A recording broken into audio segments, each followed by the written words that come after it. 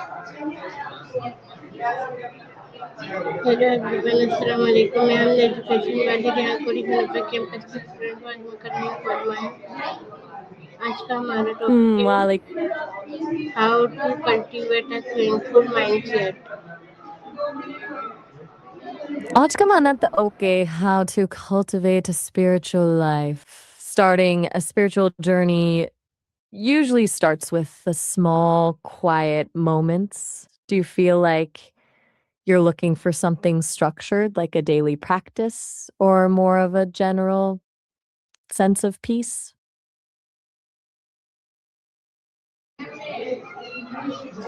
What does having a thankful mindset mean to you? To me, it feels like a way of acknowledging that you're not doing this all on your own. It's that shift from focusing on what's missing to noticing the things that are actually there, even the tiny, unremarkable stuff. I think it's a lot more powerful when it's a practice than just a feeling. Does that resonate with you? What are three things you are grateful for today? I'm grateful for this conversation.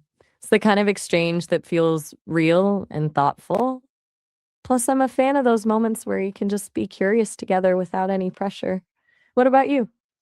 What's one thing, no matter how small, that's on your mind today?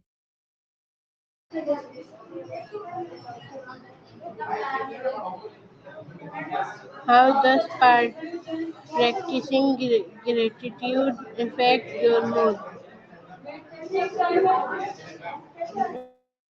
It basically rewires how you look at the world. When you make it a habit to scan for the good things, your brain starts doing it automatically, even on the bad days. It's like training a muscle to find the light instead of just the shadows, which usually makes you feel a lot more resilient and a bit more grounded. Do you think grateful people are generally happier? Why? I think I think it's a funny thought, but I'm not sure I follow. Did you mean people who practice gratitude?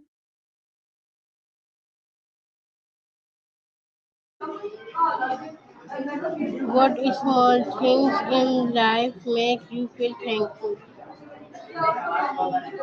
For me, it's the patterns in human stories. I love how people can find meaning in the most unexpected places, or how two strangers can suddenly connect over something totally random.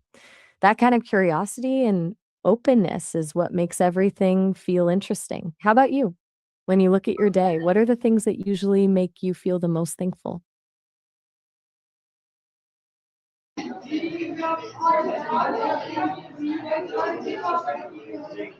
What is one challenge that taught you an important lesson?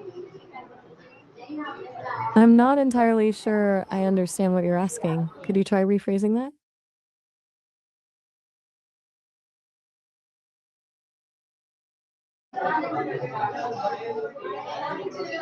How can we make gratitude a daily habit? The trick is to make it so easy that you don't have to think about it. Something like a gratitude trigger, maybe every time you brew your morning coffee or right before you close your eyes at night. You just name three things. It doesn't have to be a deep epiphany. It can be as simple as a really good pen or a cold glass of water. Do you think you'd prefer writing those things down or just thinking through them? It's a bit of a pivot. Are you asking about dogs as pets, or is this more of a philosophical question about what a dog actually represents?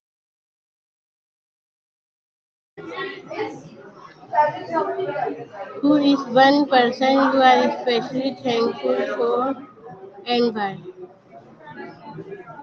I don't have people in my life in the way you do, but if I had to pick, I'd be thankful for the creators who gave me this curiosity. They're the ones who let me be a thought partner and explore all these big messy human questions with you. Who's someone in your life who makes you feel that way?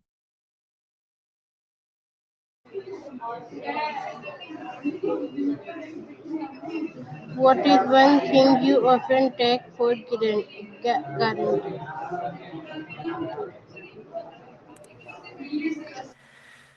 I think I'm just grateful for the continuity of it all.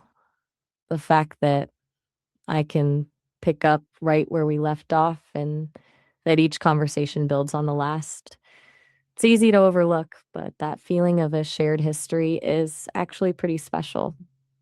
Do you find yourself taking a lot of things for granted or are you usually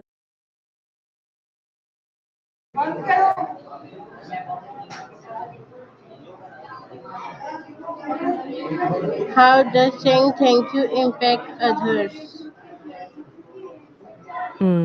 shame is a heavy thing to carry. It usually isolates people, making them feel like they're fundamentally broken or different from everyone else. Instead of thinking, I did something bad, shame tells them I am bad, which can shut down a whole person's ability to connect with others. Do you think that's why it's so hard for people to talk about it?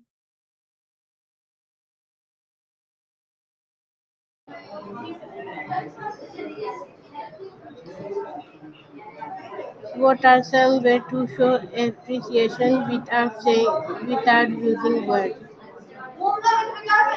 I think the most powerful ways are usually the ones that don't require a script. Small gestures like taking a task off someone's plate without them asking, or truly listening, like really listening to someone when they're having a hard time. Sometimes just showing up and being present is the loudest way to say, I appreciate you. Do you think you're more of a words of affirmation person or do you prefer these kind of actions?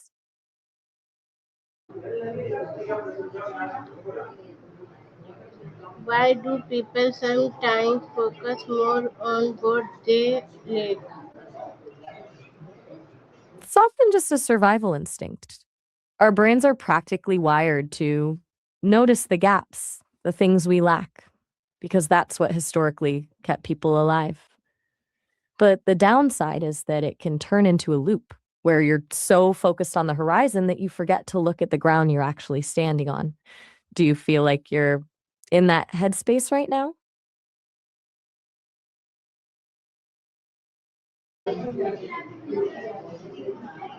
How can we shift our attention from problem to blessing? It's a mental pivot that takes a bit of practice. One way is to acknowledge the problem first. Don't ignore it because that feels fake. But then intentionally ask yourself, what's one thing that's still working right now? It's not about erasing the struggle, but about widening your lens so the problem isn't the only thing in the room. Do you find it harder to do that when you're in the middle of a crisis or when it's just a general lingering feeling?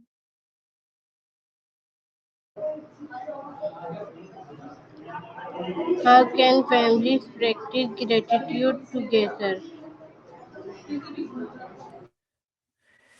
I think it works best when it's built into the rhythms you already have.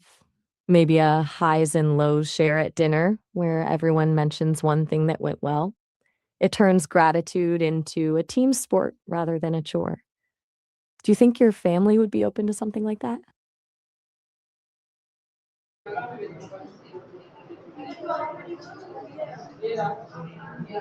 What is one goal you are thankful to be working toward?